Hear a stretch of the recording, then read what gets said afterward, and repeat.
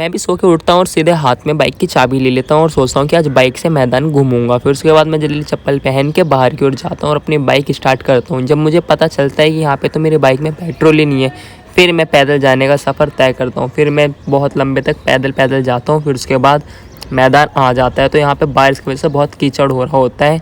तो फिर जैसे मैं दिखा देता हूँ, यहाँ पे मैदान का व्यू देख सकते हैं, लेकिन कीचड़ भी है बट देख सकते हैं यहाँ पे इतना अच्छा व्यू था कि फिर मैंने यहाँ पे पैदल ही पैदल घूमने का वो करा। फिर उसके बाद यहाँ पे सोचा कहीं घास में बैठ के थोड़ी देर हवा खा लूँ, और उसके बाद यहाँ पे मैच भी हो रहा था, तो यहाँ पे मैच देखते देखते मैं घास में बैठा हुआ था, काफ़ी अच्छा लगा। तो फिर मैंने सोचा चलो यार अब घर की ओर चलता हूँ, प्यास भी लगने लगी।